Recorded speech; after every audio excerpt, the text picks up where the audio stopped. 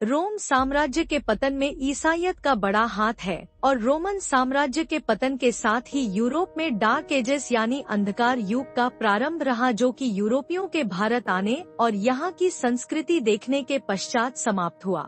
ऐसे ही रोम साम्राज्य में एक बेहद धनी रोमन ईसाई की मृत्यु को बलिदान के रूप में दिखाने के लिए मनाया जाता है, वैलेंटाइंस डे। इतिहास में दो संत वैलेंटाइंस का उदाहरण मिलता है, रोम के वैलेंटाइन और टर्नी का वैलेंटाइन। हालांकि वैलेंटाइन का आरंभिक रोम में दंडित किए गए लोगों में नाम नहीं मिलता, पर 9वीं सदी की मार्टिरोलॉजियम हाइरोनिमियनम नाम के ग्रंथ में वैलेंटिनस नाम के एक बेहद अमीर व्यक्ति का उद्धरण मिलता है। एंजेलिकन कम्युनियन और लुथेरन चर्च 14 फरवरी तो ईस्टर्न ऑर्थोडॉक्स चर्च 6 जुलाई को वैलेंटाइन को स्मरण करती है। हालांकि 1969 में कैथलिक रोमन कैलेंडर से नाम हटा के सामान्य कैलेंडर में डाल दिया था। कैथलिक चर्च 11 लोग जिनका नाम वैलेंटीन है संत की उपाधि देती है और स्मरण करती है। वैलेंटीन शब्द वैलेंस नाम से बना है, जिसका अर्थ है शक्तिशाली समृद्ध। वैलेंटाइन के संबंध भी भिन्न कथानक मिलते हैं। एक कथानक के अनुसार वैलेंटाइन, जो कि रोम का एक पादरी था और इटली के टर्नी नाम स्थान में बिशप के पद पर रह चुका था, घर में बंद करने का आदेश हुआ न्यायाधीश एस्टीरियस द्वारा, जो कि जीसस के अस्तित्व के होने का प्रमाण मांग रहे थे। कहानी के अनुसार न्यायाधीश ने अपनी गोद ली हुई अंधी बेटी की दृष्टि वापस लाने को कही। यदि वैलेंटिनस ऐसा कर देता है, वो जो कहेगा एस्टीरियस करेगा।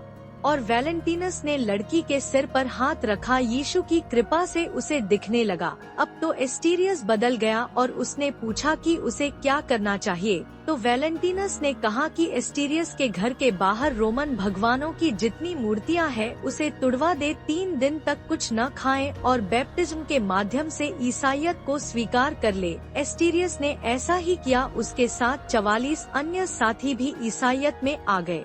नुरेम्बर्ग क्रॉनिकल 1493 में फैलाया गया प्रकरण रॉडनी कैसलडन ने अपनी पुस्तक बुक्स ऑफ सेंट में डाला है। आपको कुछ समानता दिखी भारत में हेलेलुया जैसे फर्जीवाड़ा कार्यक्रमों की, जहां लंगड़ा चलने लगता है, अंधा देखने लगता है। अब बेकार ही भारत के ऋषियों ने आयुर्वेद के विकास में इतना परिश्रम किया। सुश्रुत, जिन्हें फादर ऑफ सर्जरी कहा जाता है, ईसाइयत होती तो बस हाथ रखने से अंधा देखने लगता। इस अनुसार यीशु से पहले अंधों को आँख पाने का, लंगड़ों को चलने का अधिकार ही नहीं था। मेरा यीशु। पर ये समझ नहीं आया कि ईसाई देशों ने आई अस्पताल और कॉलेज बेकार ही खोल रखे हैं। उन्हें तो बस ऐसे पादरी बनाने की आवश्यकता है।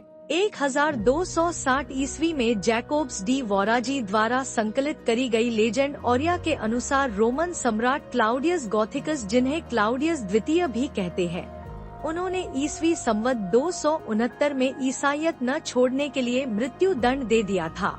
एक और किंवदंती के अनुसार वैलेंटीन रोमन लड़कों की गुपचुप तरीके से शादी करा रहे थे ताकि वे रोमन साम्राज्य की अनिवार्य सैन्य भर्ती से बच सके। इसलिए रोमन सम्राट ने सर काटने का आदेश दे दिया। भारत में भी सेना में भर्ती के लिए अविवाहित होना अनिवार्य है जब तक कि वे अपना प्रशिक्षण पूरा नहीं कर लेते। ध्यान देने योग्य बात ये है कि रोम में विवाह पर प्रतिबंध नहीं था। एक निश्चित समय सीमा हर कहीं होती है। देश के सुरक्षा हितों को देखते हुए रोम में भी सैनिक सेवाओं के लिए 25 वर्ष तक विवाह नहीं करने का नियम था, जो सम्राट अगस्तस द्वारा लगाया गया था। पर ये नियम वर्ष 197 ईस्वी में सम्राट सेप्टिमियस सेवेरस द्वारा हटा दिया गया था। ऐसे में वर्ष 269 ईस्वी में इस नियम की बाध्यता बने रहने का कोई कारण नहीं रहता। हाँ, सैन्य भर्ती में अविवाहित होना आवश्यक जरूर था, जिस कारण सेना को कम करना साम्राज्य के विरुद्ध षड्यंत्र माना जा सकता है। कारण कुछ भी हो, वैलेंटाइन को बाद में संत की उपाधि दी गई और वो ईसाइयत का प्रचारक था। इसे प्यार से जोड़ने के 2 कारण रहे। एक तो विदेशी ग्रीटिंग कार्ड, चॉकलेट एवं अन्य उत्पाद बनाने वाली कंपनियां अपने उत्पाद की बिक्री बढ़ाती है। दूसरा, एक ईसाई का मरण दिवस लोग मनाने लगे। प्रेम का सच्चा दिवस तो महाशिवरात्रि है, जहां कोई अपने प्रेम को पाने के लिए इस प्रतिज्ञा के साथ शरीर त्यागे कि अगले जन्म में मिलेंगे और अगले जन्म में फिर उसी संकल्प के साथ प्राप्त करे। माता पार्वती और भगवान शिव की प्रेम कहानी वैवाहिक प्रतिबद्धता का अद्वितीय उदाहरण है। अतएव फरवरी मास हमें महाशिवरात्रि का उत्सव मनाना चाहिए। 14 फरवरी तो अब भारत में पुलवामा में बलिदान हुए 37 जवानों को श्रद्धांजलि अर्पण करने का दिवस बन चुका है। वीडियो पसंद आया हो तो लाइक करें, दोस्तों के साथ साझा करें और सब्सक्राइब करना न भूलें।